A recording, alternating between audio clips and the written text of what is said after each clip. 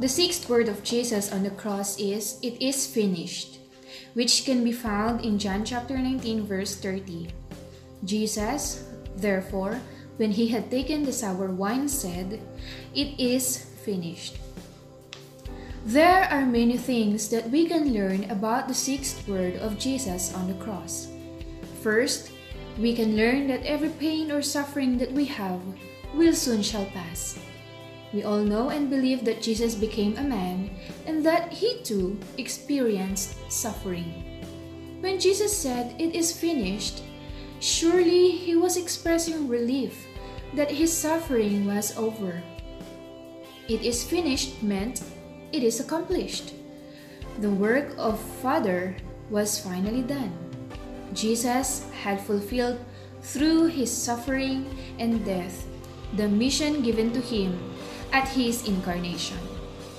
We are experiencing tough times today due to the coronavirus that has spread all over the world.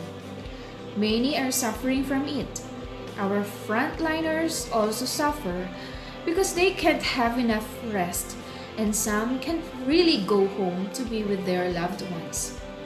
They are sacrificing their time, energy, and even resources just to attend to the needs of the infected patients.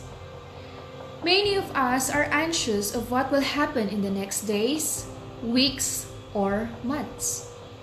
But this Lent season, we are reminded of Jesus' words on the cross, specifically the sixth word, "It is finished." To trust in Him and believe in Him that very soon this pandemic shall come to pass. Let us be reminded once again that everything happens for a reason. Second, we can learn that obedience is the key to accomplish God's purpose.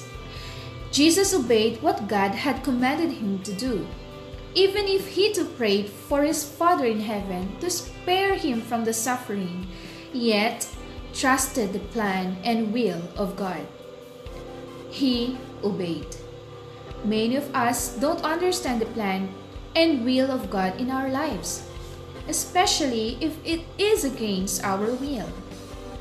We tend not to obey God because we thought that our plan is better than His. And that is really wrong. Even if we don't understand His plan, even if we don't see the purpose, even if it is against our plan, we need to follow and obey Him. God knows what's best for us. As Jeremiah 29 verse 11 says, "For I know the plans I have for you, declares the Lord, plans to prosper you and not to harm you, plans to give you hope and the future." That alone is an assurance that God's plan is the best for us.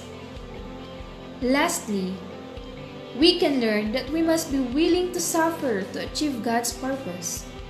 God has a purpose in our lives, and that purpose will be accomplished if we will obey. And when we obey, we experience sufferings and trials. We must not give up just because things are difficult.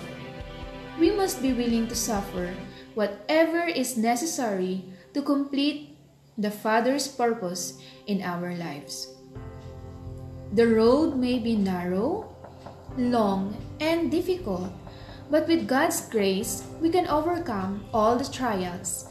And when our lives are over, we want to be able to say with Jesus, "It is finished."